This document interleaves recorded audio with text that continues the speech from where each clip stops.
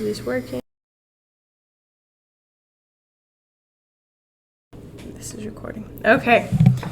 So, Dr. Charles Chusuei, is that right? Chusuei? Okay. Yes. I'm sorry, I probably am not saying it right. Chew as in chewing something, and soy as in soy sauce. Oh, okay, Chusuei. that's not too hard. That's not too it. hard. Cool.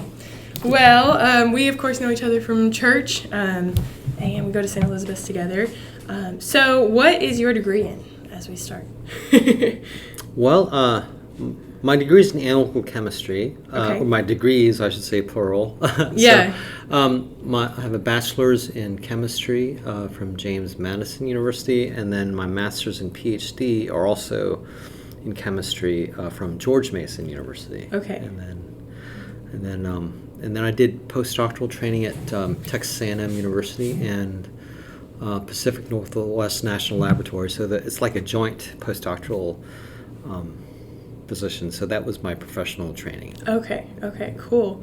So, when was your interest in science born? Was that always something you've enjoyed? Well, yes. Actually, sometimes I tell this joke. When I was little, you always knew I wanted to be a scientist. I always ran around the house and asked for data. Instead of data. Nice. That's awesome. So yeah. Well, I don't know. My parents were physicians. I guess they wanted me to be one as well. So I suppose as a child, I liked comic books and Iron Man stuff, and so that's what got me interested. I have to say, when I was younger, I didn't have a direct. I just knew I had an interest in that direction. But somehow I didn't want to be pre-med. Okay. I did not want to be pre-med. And I don't know. And I think, this probably is not, I'm not being an exemplar by mentioning this, but I had to major in science because my parents wanted to be a physician too. Okay. And I, my heart was completely into it. And I majored in chemistry because that was the subject that I could tolerate the most. Okay. Not necessarily because I wanted to, right, but right. That was what I could tolerate the most. And I, it wasn't until, I realized that, basically with a bachelor's degree, I'll just end up washing dishes or something, basically. Yeah. I would do, and so I wanted to, so I dabbled in getting a graduate degree. And then it was when I encountered ultra high vacuum technology and surface science, electronics, and things like that got me interested again. It's back to the comic book, Yeah. You're the the German guy. The Tony Stark, basically. Nice. Yeah. Wow, that's super cool. So what was your interest in? Like, if you had been able to choose anything? Actually, I'm not sure. Huh. I'm not sure now. I don't know. I had a lot of have a lot of interests too. I don't know, that weren't explored. That maybe I could still explore. Yeah. Now. Yeah. But as a hobbyist. Right. But not. Yeah. But it turns out I do like what I'm doing now as Yeah. a job, and then I can try to have make some space for hobbies or other interests, and hopefully find something that could help me do like a side hustle, make some money, and if that starts taking off, I don't know, maybe maybe I might switch over. But right now I kind of like what I'm doing now, being a chemistry professor. Yeah. So what is being a chemistry professor involved? We teach classes.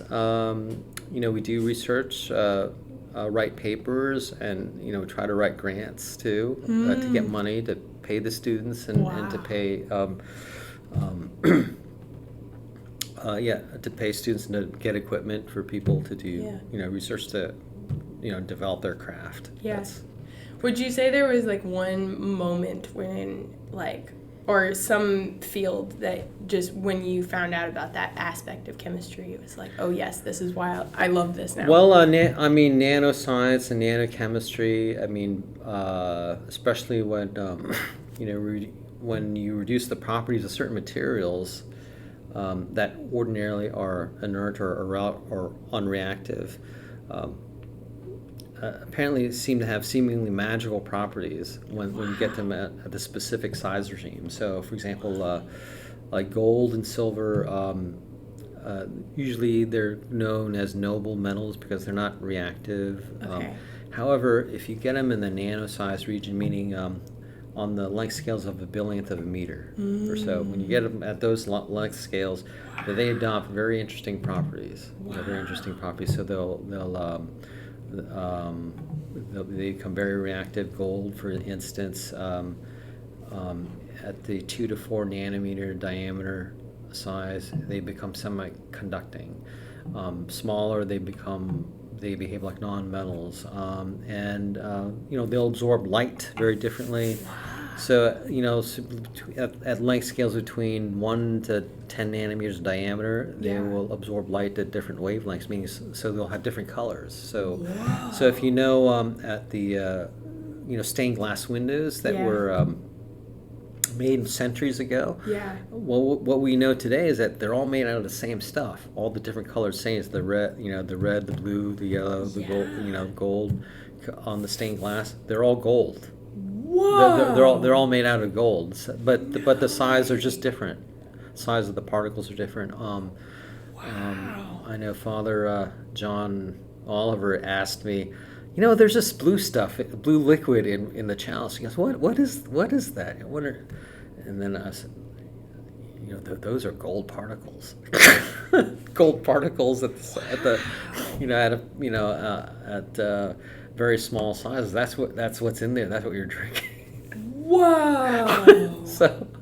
No way. What gets them down to that size? Well, I think I don't know. I think it's the gold that I asked. By the way, this chalice is there any gold in there? Yeah. Yes, there. Yeah. And so I think it wears out over time, and then it takes about 15 years for the gold to wear out, and then they need to be replate. They need to replate the chalice. At least that's what Father John told me. I asked him that at church service. I think he was just stalling for time. Okay. Waiting. I don't know. Maybe waiting for the bishop to get it. I don't know. I don't remember exactly what the situation was. So he asked the congress, "Does anyone have any questions about anything?" So I raised my hand. Hey, listen. How long does it take, for the gold to wear out on the chalice? Yeah. So okay, that's somewhat esoteric. So they said about 15 years. Yeah. Whoa, that's crazy. Is it because of the wine reacting or like the alcohol? I'm not sure. I don't know what the. I haven't investigated that, but I'm just saying that blue. Yeah. It's probably gold. It's most likely gold particles. That's crazy. So how new of a field is this? Is this something that you are pioneering in? Or? Well, let me think. I don't. It's certainly gotten a lot of attention in the 2000s, early 2000s. Some of the tools that were invented to measure these things have been around for a while. The first transmission electron microscope of, let's say, carbon nanotubes, which is something I worked with, that was invented in 1952 or so. And then the scanning tunneling microscope, atomic force microscopy. The scanning tunneling microscope was invented around 1984 or something like that. Wow. And but the thing about nanoscience, nanotechnology is that you can actually see the practical applications within your lifetime. Wow. You find something you can do within your lifetime. Whereas, when you think back about radio and television, basically, Carl Sagan makes this reference like why should be interested in basic science? Why should be interested in basic science? And he says that well, just think. Let's say it's around the 1700s or so, and let's say I wanted to. I was a king, and I had so many hundreds of thousands of pounds to give out to people. Someone who can figure this out. I want to be able to project a moving picture and sound of me speaking, so I can talk to all of my subjects in the kingdom all at once. Yeah. So I have it in a box, so I could see that. Wow. So how would you go about doing that? Well, basically, what you need to know is you need to find out how electricity and magnetism works. So there's a fellow by the name of James Clerk Maxwell was doing all this fundamental stuff. I mean, didn't have any practical applications in mind, but he was trying to understand these things. But you can't have radio and television unless you have that first. And so but the thing is, it took. I mean, once when you figure that out, and then you have, let's say, the Fourier transform mathematics that was developed. But you can use those until computers were invented. Wow. In the 20th century. You couldn't use those. And so you had all this knowledge, but you had to wait centuries for them to see the practical application of radio, TV, whatever. Wow. But in contrast, these nanomaterials, we can make them and do things with them right now, and then in like 10 or 20 years, you can see the application immediately. So what is the application? Or at least, well, let's see. Applications, solar, let's say solar technology, for example, to capture more radiation from a longer wavelength span. Wow. For let's say markers for tumors, to detect tumors, and then indications for early cancer detection. So it has applications in computing, electronics. Let's say if you we have the micron, micron scale electronics, where that's where we get microcomputing. Okay. That's where that comes from. So think about fitting 1 million movies on a DVD. So from micron scale to nano scale, that increases the storage density by, let's say, 1,000 in one dimension, another 1,000 in another dimension, so 1,000 times 1,000 is 1 million.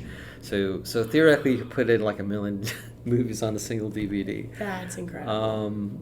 I mean, there's applications for like tissue engineering, creating bandages. Let's say if someone has a heart attack, you could heal the heart tissue. I hosted a speaker some weeks ago who was like 3D printing blood vessels. Or working on, he just received a grant to learn to figure out how to 3D print blood vessels to people who've undergone injuries and things like that. So there's all kinds of applications for nanomaterials, nanotechnology. So that's so space, cool. Yes. That's super cool. So shifting gears a little bit, what is your story in terms of Christianity? And then specifically Orthodoxy. Oh boy, well, that's a long story. Actually, there's a podcast. It's 1 hour and 6 minutes long. Yeah, it was great. It was great. So all the way through, yeah. So in a nutshell, I'll have to abbreviate. So, oh boy.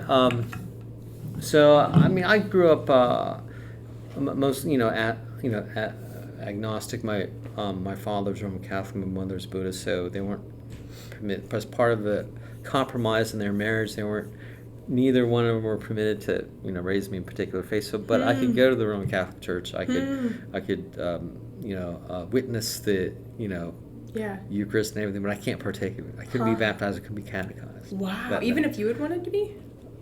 Well, until I became an adult. Okay. So.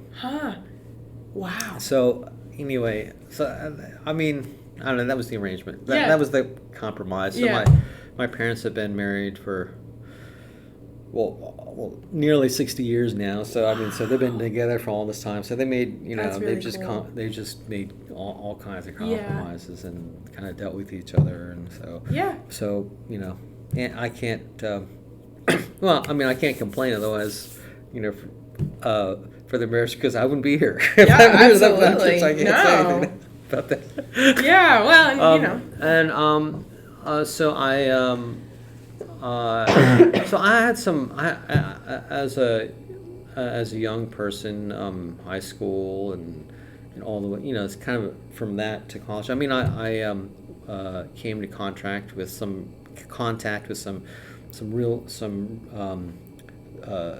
Christians who took their faith really seriously, as opposed to folks who were so nominally, and I don't know. I'm not sure how else to describe it. But they were genuine, and they were consistent in their belief and their actions. I really saw that, and so that was when I was an intern at the United States Senator's office. I saw this. Bill Armstrong is his name. Actually, you probably know the name. He was was president before he died of Colorado Christian University. So that was so I'm kind of thankful to him and his office and basically the way they conducted things, and mostly not by actions and some words too.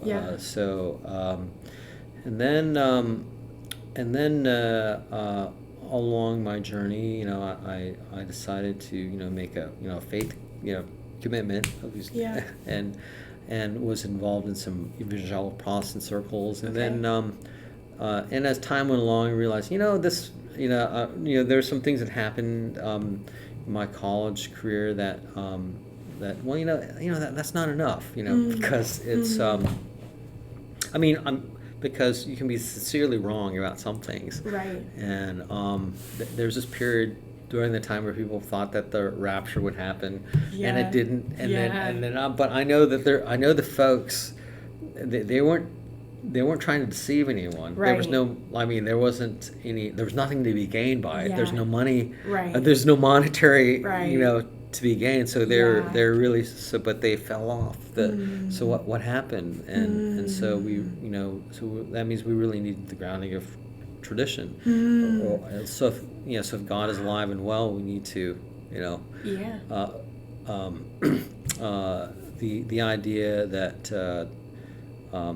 that there was the church, somehow it kind of fell apart, and now we're kind of that's we're Protestants because we're here for the truth, and that's the way things ought to be. So be it. But that would also mean that the gates of hell did prevail against the church in Matthew 16:18, and so if that were true, that means that then Christ's words were, he kind of lied when he said the gates of hell won't prevail against the church, and so there must be some remnant or something that you could see, in history, and then so it was during that time, just after college graduation, of a friend of mine who knew another friend who handed this book to me, Becoming Orthodox by Father Peter Gilquist. I read that, and then I went to the seminary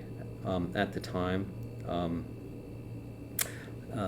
before email, before before the web. You wrote a letter. I wrote a letter, and then the maybe the emails was around during that time, but it wasn't used not like it is today. Right. But I wrote, wasn't commonplace. It was snail mail basically, and then the dean of the seminary wrote me back, and so he forwarded my letter to let's see, Dean Erickson, that was his name, at St. Vladimir Seminary, and he forwarded my letter to Father Peter at the time, and then he said, "Hey, listen, I'm coming to Washington D.C.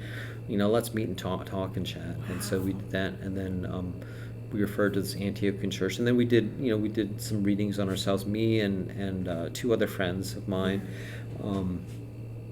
So we read You With Our Church by Timothy Ware, and then visited the Carpatha Russian monastery and asked the monks, hey, this guy, Father Peter, is he one of you guys? is he legit? Yeah. So, did they say yes? Yeah, yes. Oh, yeah. and then we referred to an Antiochian church, and then we were catechized and received, and so that's how the journey started.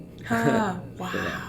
That's really incredible. So when you became a Christian, was there tension with your your scientific degrees and your schooling that you were in? And well, sounds like that was happening kind of simultaneously. Well, let's see. I would say, I was a chemistry major when I was during that process, and I would say that at least this fellow by the name of Cliff Kneckley put it this way, from InterVarsity, which is a parachurch ministry, but he mentioned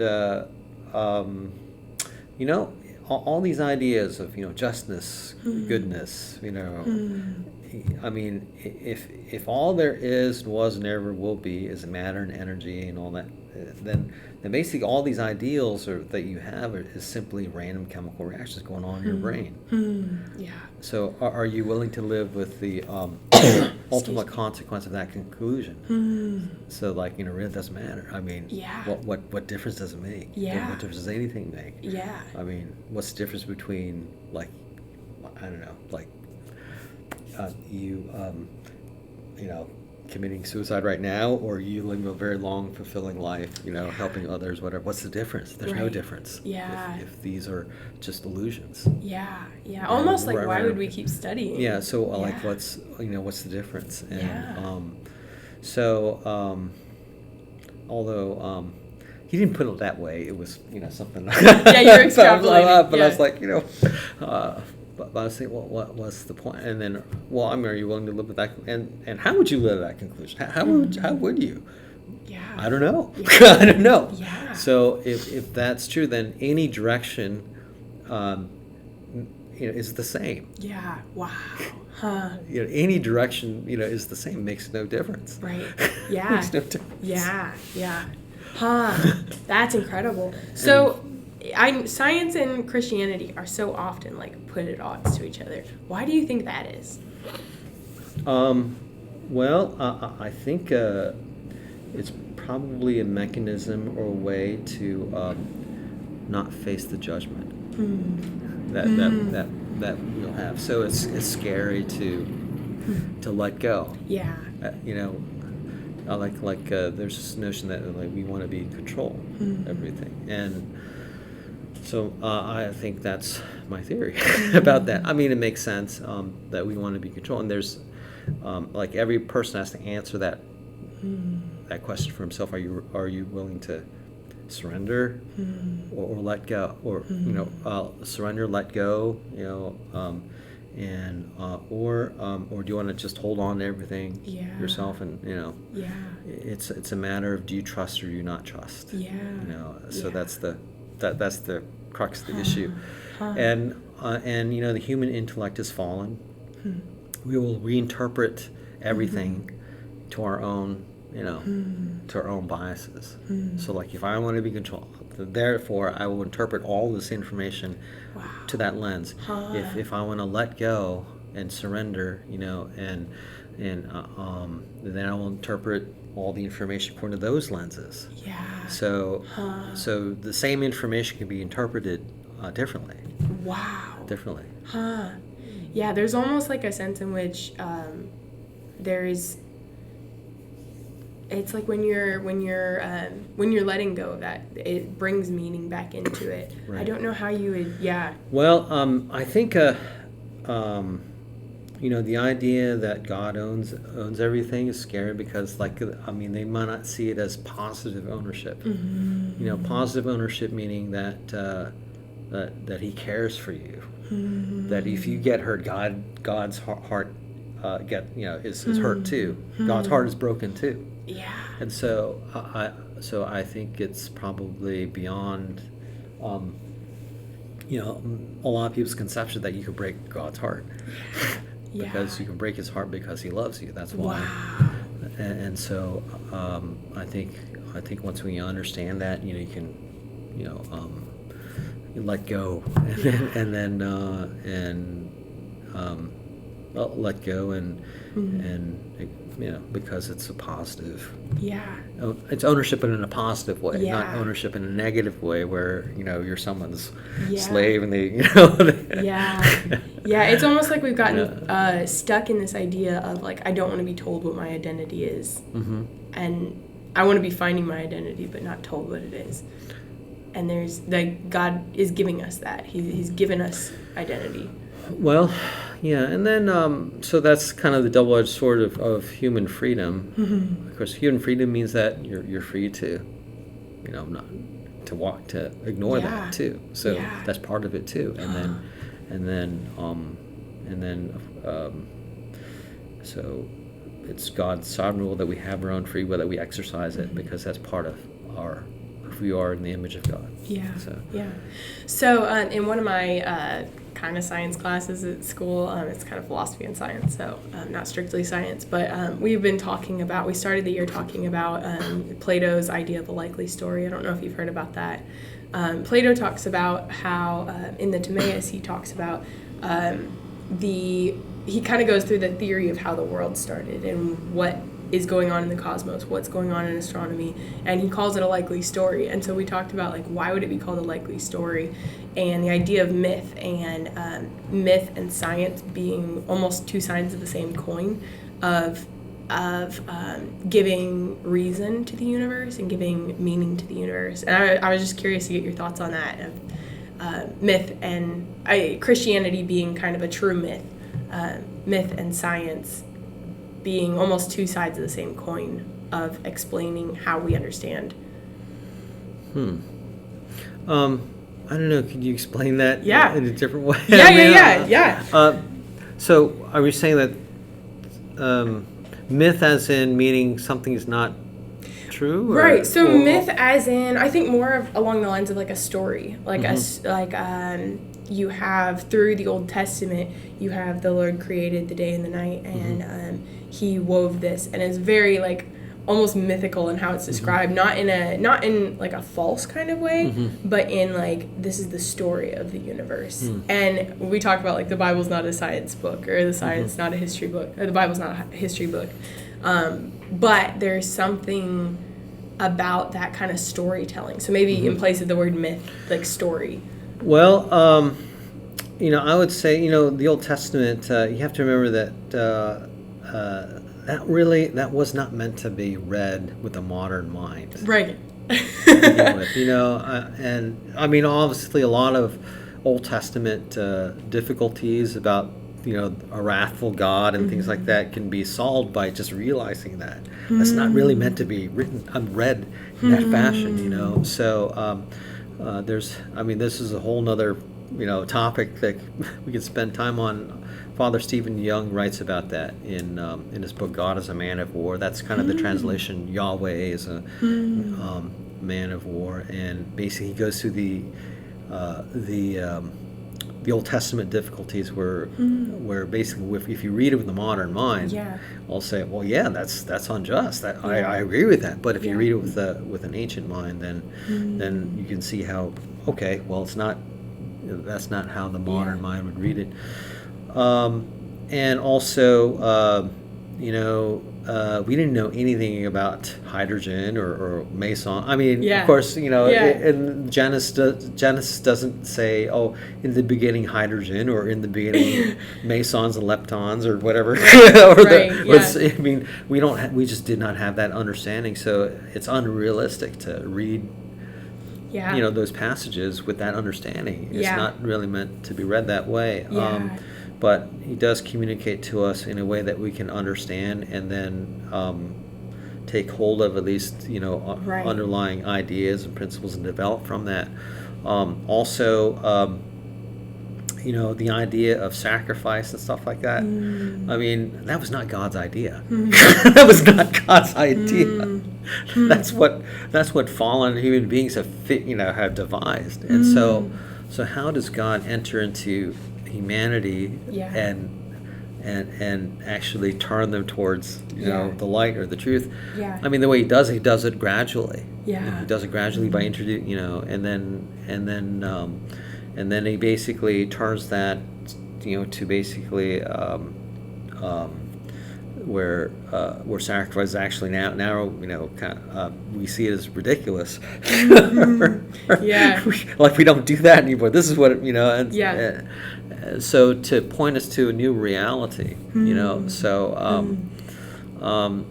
I don't know if you're a Star Trek fan. Okay, I know very little about it, unfortunately. But there's this episode in Star Trek Voyager, the episode "The Q and the Gray." Okay, all right. Where this omnipotent being called the Q, and then interacts with Captain Catherine Janeway and her crew. And basically, there's a civil war breaking out in the Q continuum, and of course they can't understand it. I mean, it's beyond. So the way they picture it is like soldiers in the Civil War fighting each other, whatever. So that's how.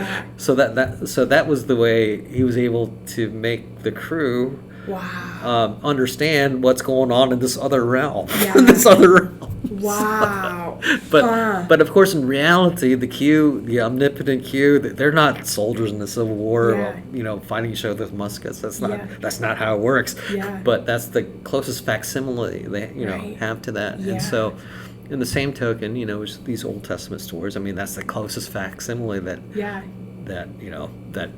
we humans can understand, given our very primitive level of science at the time. There's almost a sense in which like those stories like bear the image of what happens. It's it's like they kind of look like it, but it's not exactly how we understand it now, or even how I think you'd probably say like there's a lot we don't understand still. Like right, and actually, kind of Orthodox approach, we don't try to explain it. I mean, we'll find out the details later. Like, for example, where did Cain get his wife? We don't understand that. We'll find out. We don't know. It's safe to say that. Say we don't know. It has not been revealed. That's super cool. And in the wisdom of Sirach, basically, not all knowledge is useful. Wow. Not all knowledge is useful, and even in the day and the time where the Lord will come back, we don't need to know. So even the angels don't know. So that knowledge is not necessary. Well, how would you think about the relationship of knowledge and the church? Well, knowledge actually has has its uses. And of course, we wouldn't know anything unless God allows us to know things, unless He reveals it. And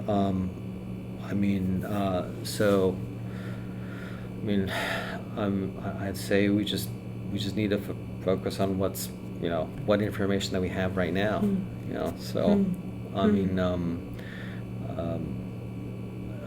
So I think there's less emphasis on speculating on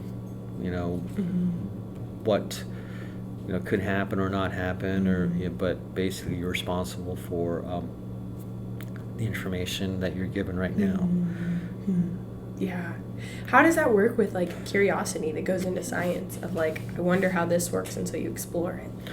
How does it work? I'm not sure.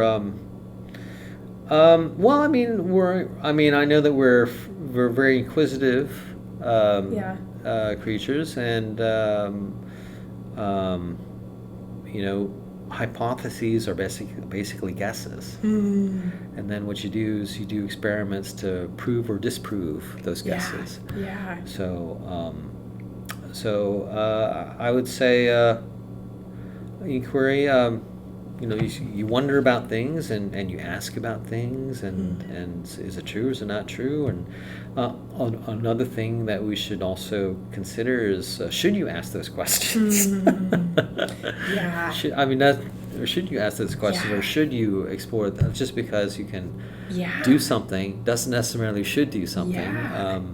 So I was having this conversation with one of the secretaries, in the dean's office downstairs. He said, it was discovered that these birds have these same genes that were in, let's say, T-Rexes or something, but they're just dormant. And then you're wondering, so one thing that you could ask is, I wonder what would happen if you just reactivated those genes and released a couple of them into the wild. Something like I think Jurassic Park has told us not to do that. I'm sure. I'm so, I have to say, I don't think we should do that. And then, actually, we have the technology now to make mosquitoes extinct if we wanted to. No. So we wanted. That would be nice. We could, but the thing that's stopping us from actually executing it. Well, actually, we can. We can breed a mosquito such that when they mate or something, the offspring would be sterile, and then that's how we do it. So that's said to have like 100% efficiency over like poisons and things like that. So we could do that. No way. But the thing is, if we get rid of the mosquitoes, are the mosquitoes keeping out something that's even more harmful than mosquitoes? Yeah. Are there unintended consequences? Are we creating more problems? Yeah. So, of course, the internal combustion engine solved a pollution problem at the time, because the horse manure and stuff like that. That was a pollution problem at that time. Really? But now, of course, that's no longer a problem. But then again, we're also releasing all of these greenhouse gases in the atmosphere, so we've created another problem.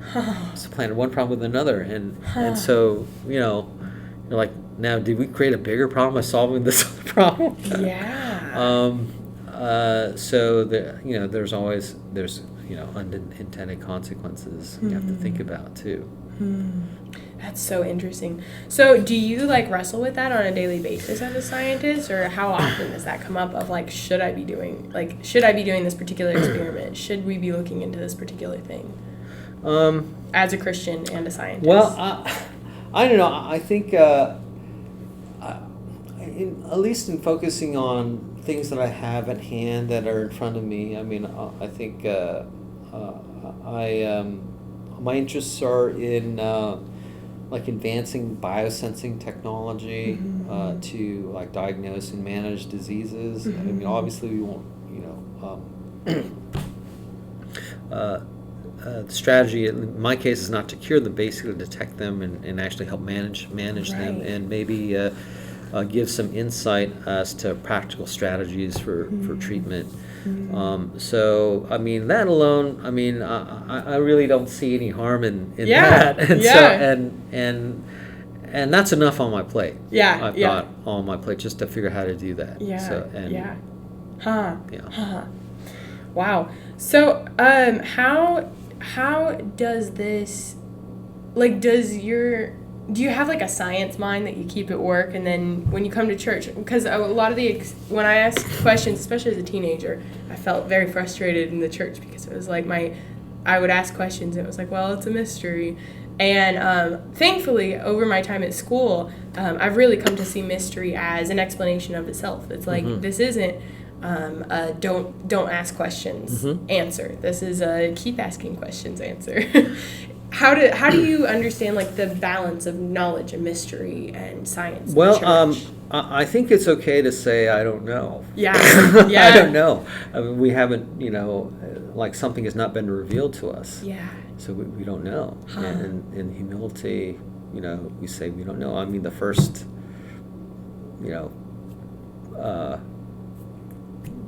quantifiable thing we can say is I don't know. But let's find out. How do we?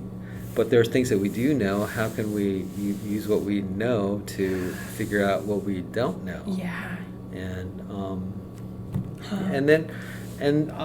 and just leave it at that, and then work at a natural pace, and if something falls into your lap, whatever, some tools or whatever, then you work with that, and then other than that, I just don't think too much more about that. So. Would you say that there's like almost kind of a science of theology, or do you think those are kind of two science of theology? camps? No, I don't know. Theology, I would say, is what God's revealed to us. So there's something about special revelation. Science is basically things that you'll find already, at work in the natural world that you can see, and obviously they have a point of origin, a point of origin for those things. But I don't think science could be. Science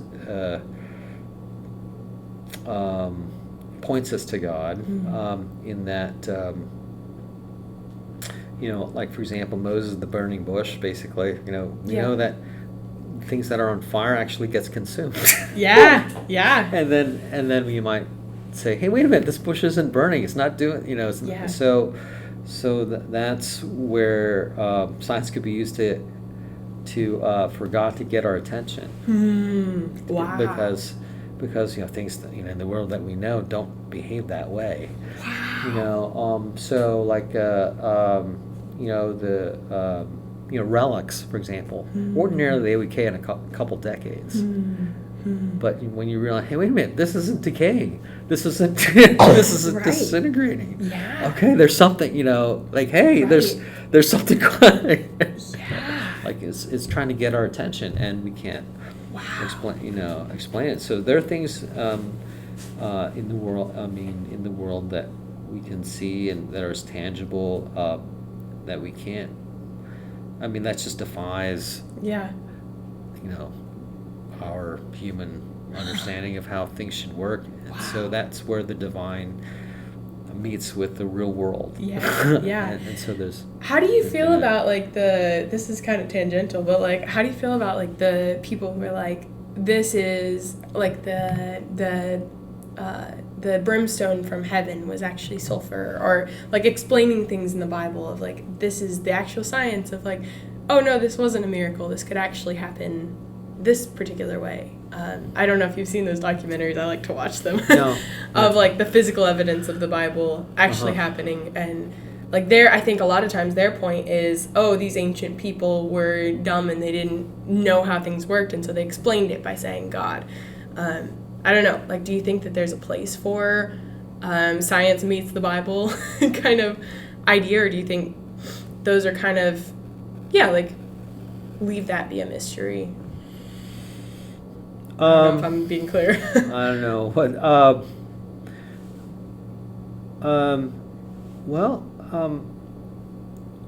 I'd say if I don't know. I guess you could always postulate explanations, but then part of science is how do you prove it or disprove it?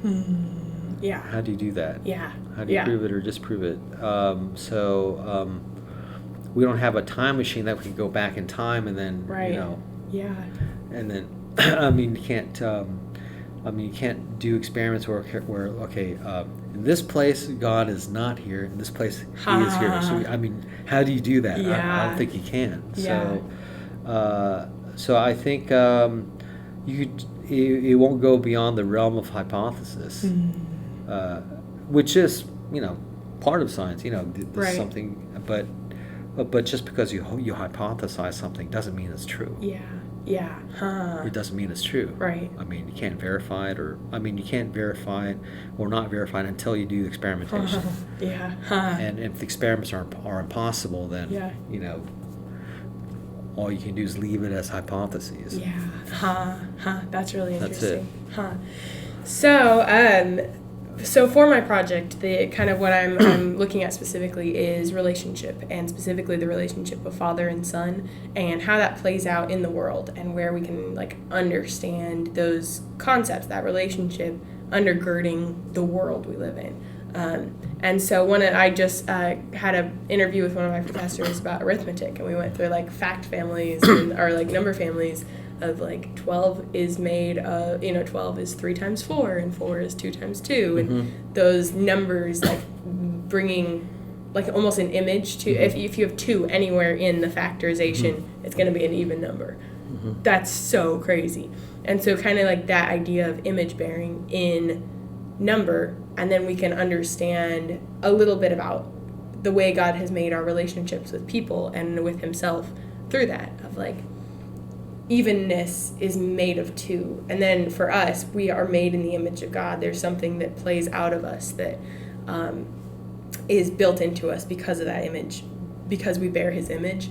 I don't know. Do you have any ideas or in your world? Well, one of the things, I guess one of the most difficult concepts to explain or wrap your head around, which we still can't, is the idea of the Trinity. God as Trinity, Father, Son, and Holy Spirit, where you have these objections from, let's say, the oneness Hebrew movement. I don't know if you're familiar with that. No.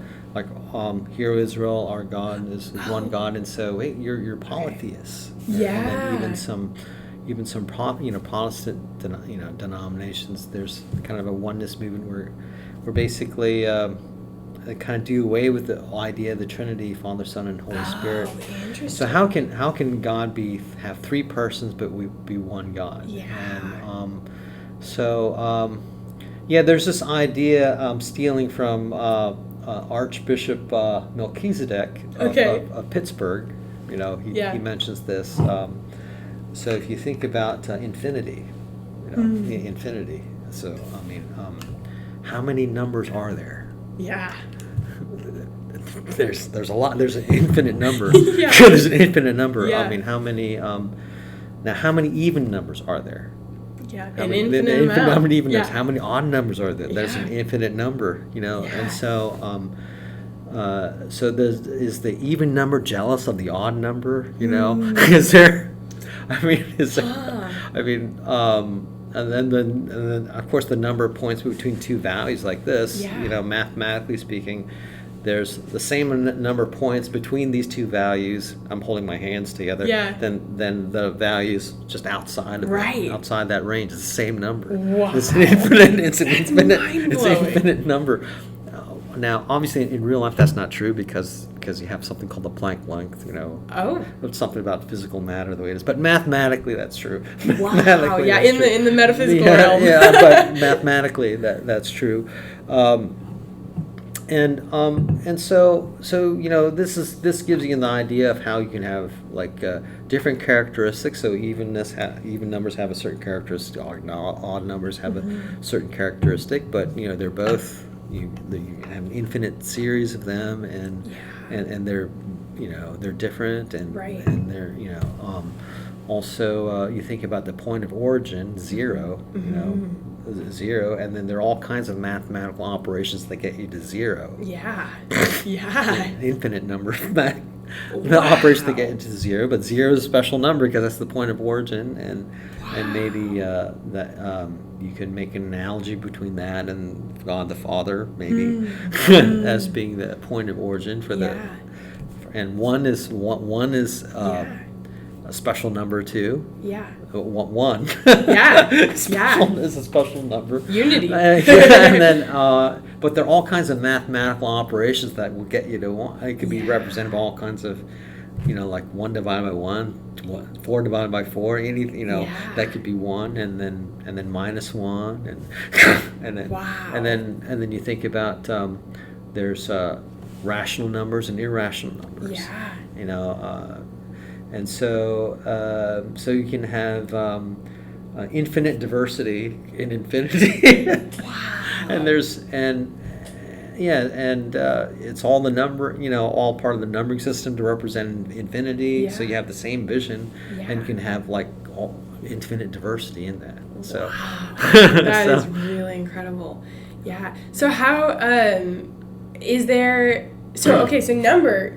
I mean, number undergirds everything. Yeah. Can you numbering. Speak about that, especially with your in what you study? Where does number come up? Numbers. Well, actually, that numbers provide us a way to quantify things. is this more sensitive than this? You know, and what's the threshold, for example, in like looking at analgesics or like acetaminophen, you can overdose on that too as well, but you need a certain amount for it to be effective. So so there's a certain amount where it's therapeutic, but then when you get to this amount, it's toxic. So you want to avoid the toxicity, but you also want to have the benefits. So the only way we can do that is quantifying. That's where numbers or quantities come into play, where we can quantify, matter for this application. So would you say that number is, or in mathematics, is discovered or created? Like, do we put that on to what we see, or is that something that we're discovering in the fabric of the universe? Oh boy.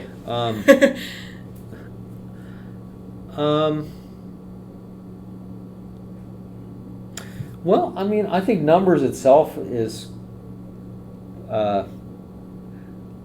mean, part of the I think it's part of the fabric of the universe. But then when we use it or apply it to ourselves, we have to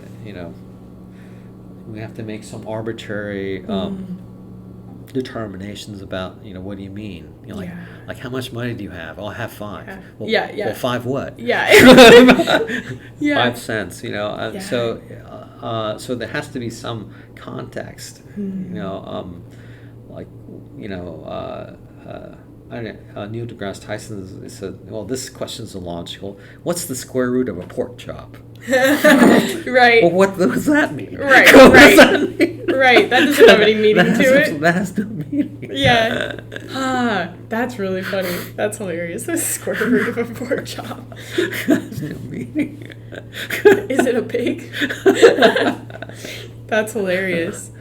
So is there a sense in which, and I don't know much about chemistry, but I'm curious if there's like you see this thing working a particular way down at those nano levels, and then they work in a very similar way, or you see the same tendencies when they're larger, or like something in which there's like a generation almost, like, I don't know, like you are like your dad in some ways. Well, do things scale up?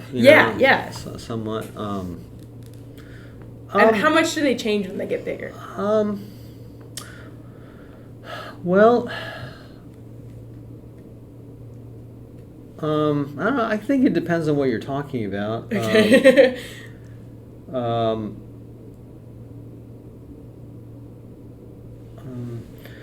Maybe.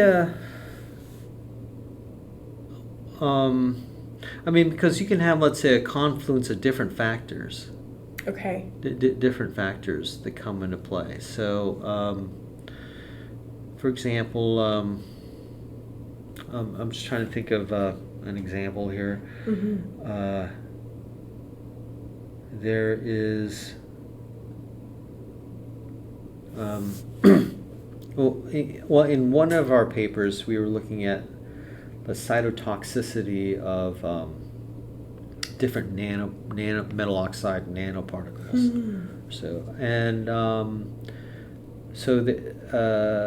Interestingly, we found these various trends here. So, for example, the metals that are that we find are more, on the 4th period of the periodic table, the metals that tend to go more, that transition metals that are more to the left side of the periodic table tend to be more toxic because I don't know, that's just something that we've discovered. I mean, something that we've observed. They tend to, the more to the left, they're more toxic. Copper, zinc, whatever, they're more toxic. It's these nanomaterials, but if you're looking at iron, chromium, those are not so much. Titanium is actually the least toxic. They also happen to be more towards the right-hand side of the periodic table.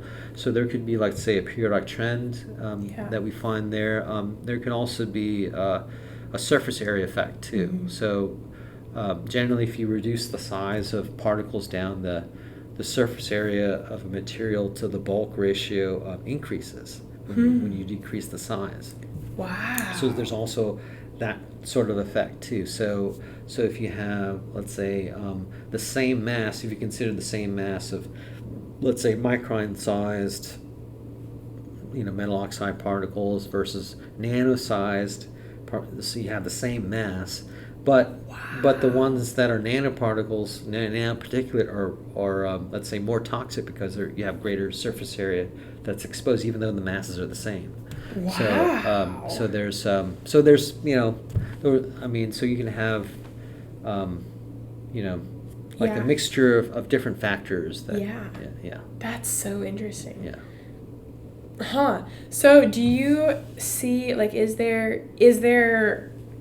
you have like a sense of analogy of like this thing I see in chemistry?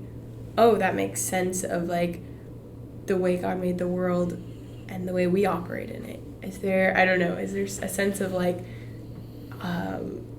this thing to this is as we are to God, or something like that, or even this thing is to us as we are to God?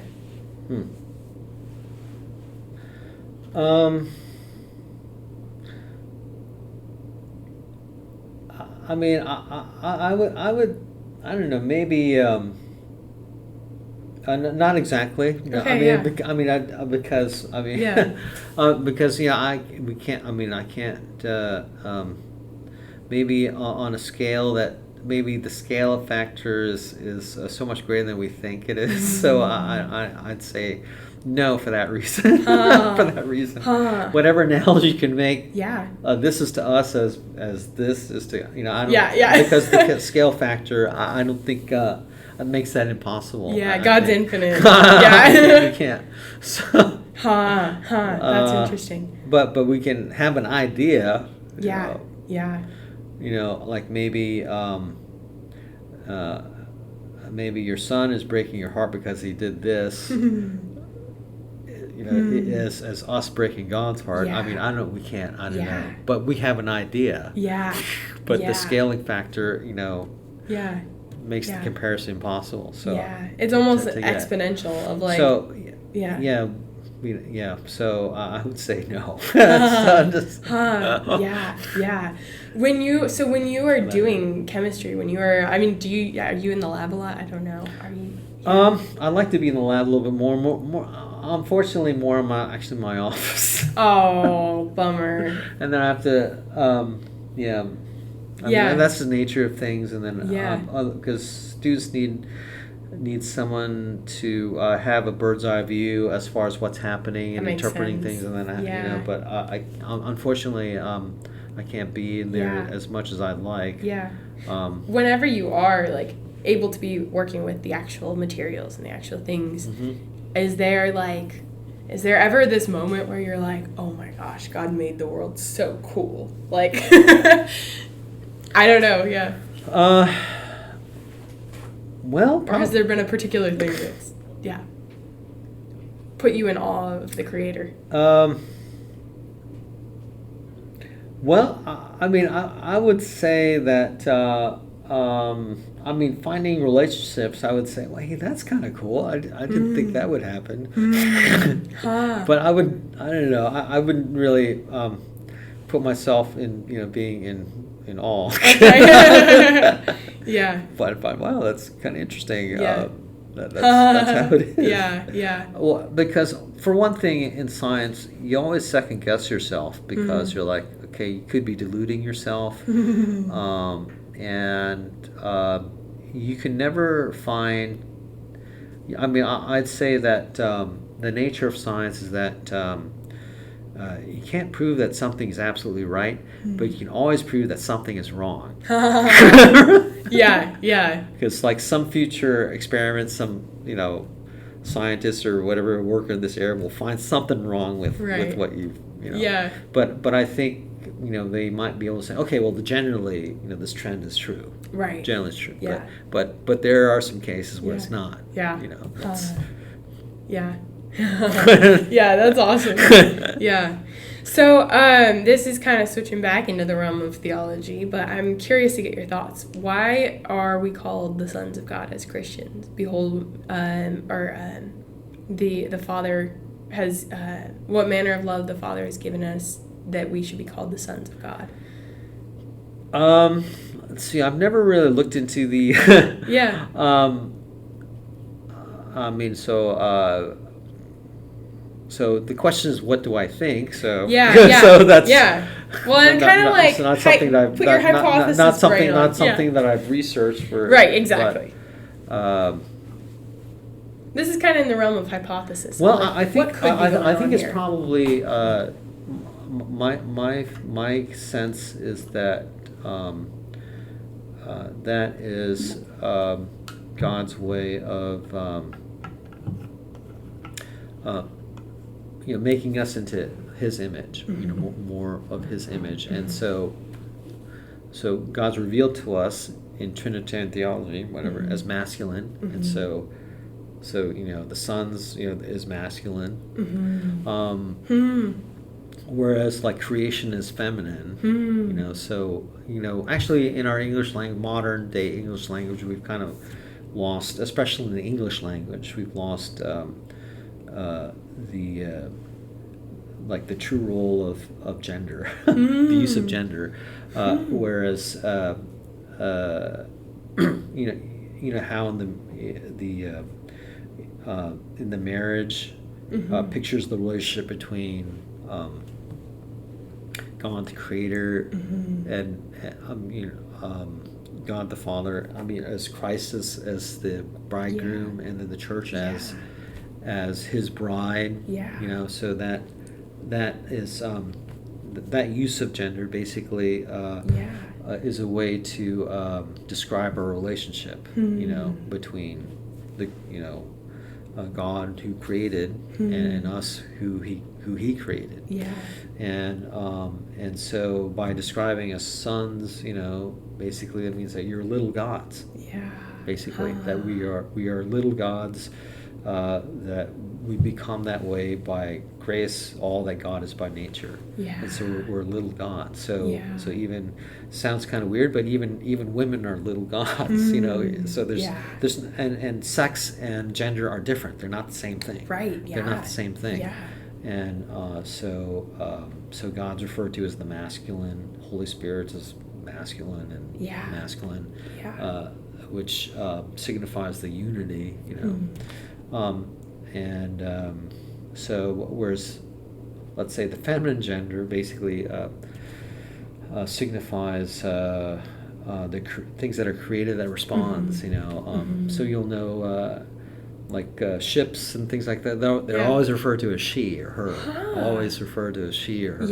That's like you're steering a ship. It's always referred to as she or her or whatever. So that's done because for it's in centuries cooperation with the captain. So there's some relationship there.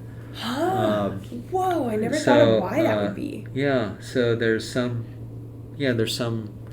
relationship there, and so I mean, I'm not really the person to talk to you with gender studies or even true gender studies. But I do know, I have a sense that's used in that fashion. In French, a door, la porte, it's always feminine. Yes. So there's nothing male or female about a door, but it does have a feminine gender. Even though it has no sex. Wow, that's so interesting. Interestingly. So at the end of your podcast with Kurt that you did, you quoted Metropolitan closest where God has children, He does not have grandchildren. What does that mean? Like, what do you think? What's the significance about that? Basically it means that each and every one of us, we have to have our own second level of conversion, realization. Like faith is not, part of your DNA that's passed on. It doesn't work like that.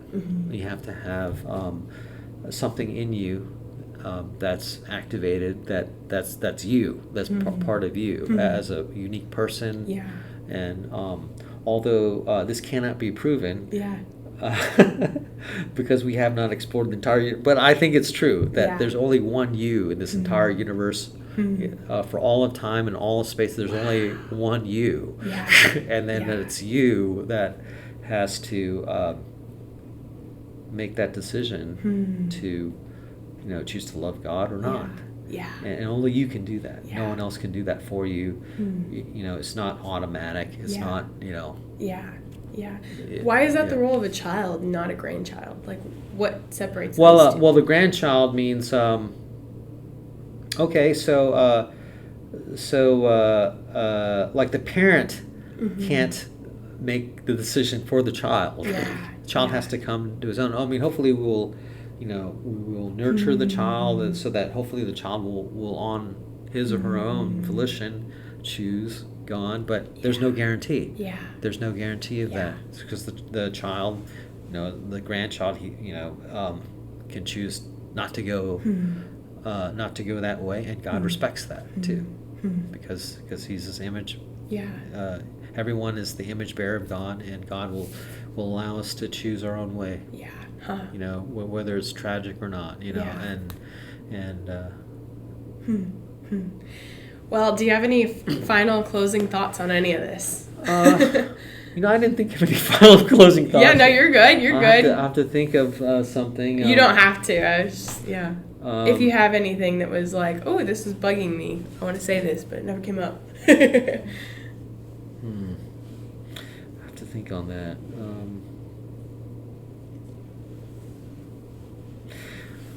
Well, nothing comes to mind. Okay, Nothing well, comes to mind. thank I you guess so much. you probably cut it off at that last. That's all part, right. and then- No and problem. then, Yeah, well, thank you so much for meeting with me. I right, really you're appreciate welcome. this. And yeah. This sounds like this could be a good podcast. Yeah, I know. I kind of want to put it out as like